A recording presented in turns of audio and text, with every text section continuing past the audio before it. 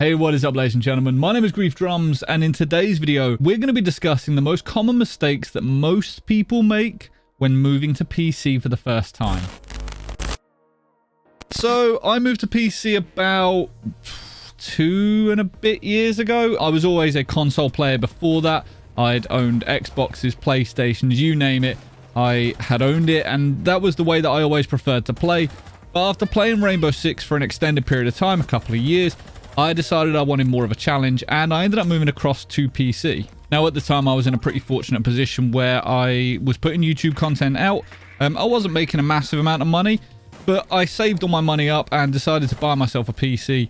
And I went in for quite a high-spec PC. And that sounds like I'm bragging. I'm really not. It was more a case of I didn't really know what I was looking for, and I didn't really know what to buy. So I thought, to future-proof myself, I was just going to buy the best graphics card at the time and, you know, a really decent CPU and things like that. And whilst in today's video, I'm not going to tell you what exactly you need to buy in order to have a decent PC, because I'll be honest, I overbuy all the time. I will buy something that is far too good for what I need, so I know that I'm covered. And whilst we're not going to be covering that kind of stuff, what I do want to cover is the mistakes that people make, and the mistakes that I made when I first moved to PC. Little things that you think, you know, when you look back on it, you think that was a really stupid decision. I can't believe that I made that mistake, or I can't believe I didn't know that piece of information. And hopefully with a lot of these are things that maybe are common knowledge, but if they're not, and you have made one of these mistakes, or if you're thinking of moving to PC, hopefully you can avoid making these. So the first mistake that I made when I moved to PC was using a high sensitivity. Now, coming from console, you play on a high sense. If you want to be any good at first-person shooters, it's fairly common to see people, you know, whipping around the map with like 90 out of 100 sensitivity. I myself played on Rainbow Six on console at a crazy high sense because it was more reactive and it was faster. If I needed to 180 quickly, I could do exactly that. And it's a lot harder on a thumbstick to be able to do that.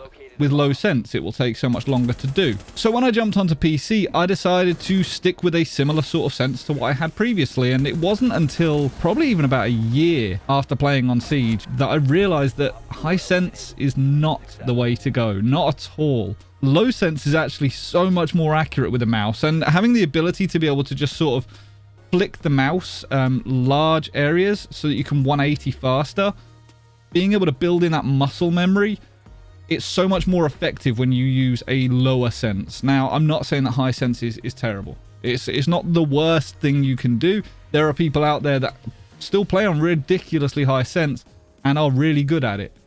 But I would recommend changing down to a lower sense and having that sensitivity. Don't have it so it's like playing through treacle. If you're turning your mouse a ridiculous amount and you have to swipe it 6 times to do a 180, that's probably not the best way to do it. However, there's far more ways to adjust sensitivity on the PC. I may have to make a separate video covering this because it's honestly, there's enough there to cover its own video. But this can really help with certainly long range shots and those fine tuning shots where you have to just move your mouse a fraction. If you're trying to just lower your crosshair a little bit and your sense is really high, you can sometimes skip where you want to actually be. So lower sense can definitely be beneficial. The next thing I wanted to cover, which kind of ties into this, is mouse acceleration. Now, if you use a PC at school or at work, you probably have this turned on and you probably don't even realize it. But mouse acceleration is if you move the mouse slowly, the mouse cursor only moves slow and a little bit. It will cover less range.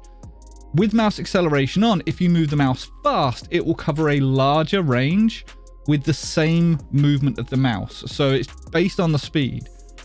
So if I move my mouse from here to here, slowly, it will go, I don't know, 90 degrees of a turn on the game.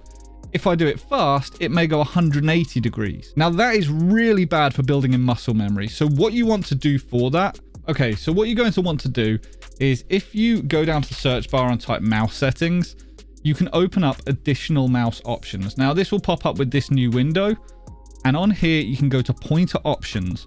Now with pointer options, when it gets to this screen, these are the box, this top box is what you want to be looking at really.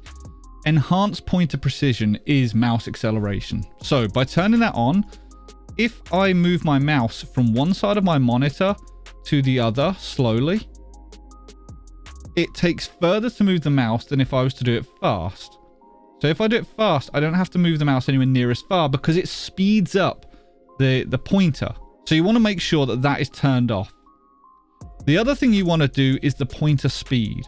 Now with this, there are loads of little lines just under this bit. So you've got 1, 2, 3, 4, 5, 6. You want to make sure that you are set on 6. And from there, we can adjust the mouse based upon its base values. But again, I may cover that in another video, but I would highly recommend that when you get a PC, this is the first thing that you do to it after you've done all the setup and everything, of course. So the next thing I want to cover today is 144 hertz monitors. I know so many people that have made this mistake. I'm not even joking. This is going to sound like a wind up. I promise you it's not. Even I did it for a little while. It was only a couple of weeks though, so I've got a bit of a get out of jail card. There are some people that have done this for a couple of years without realizing. If you've bought a 144 hertz monitor, you're going to want to make sure you're using 144 hertz. So a 144 hertz monitor tells you pretty much the maximum that you are going to be able to see of frames per second on that monitor.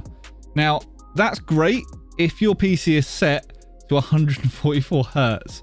Now, what I'll do is I'll go onto this other screen here. Let's see if I can... From here, if you go to display settings, you will get all sorts of weird and wonderful different things.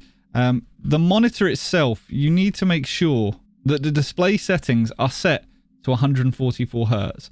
Now, the easiest way to do this, if you're running NVIDIA, is to open up the NVIDIA settings. So what you'll see here is initially when this monitor arrived, it was set on the native setting of 1080p, 1920 by 1080. And you think that's great. But the refresh rate is only 60 hertz, and it's never going to be any higher than that because it's not an option. So what you need to do is you need to scroll down to PC 1920 by 1080 and select 144 hertz to make sure you're getting it. Hopefully some of these tips and tricks, they help you out in some way, shape or form. They are little things that I made mistakes on when I first moved across to PC. And as I say, I know other people have made some of these mistakes as well. So if it's fairly common knowledge, amongst the people that have been playing on PC for a while, why not share that knowledge with people that are maybe just moving across or have only recently started on PC? Hopefully something in there will help you out.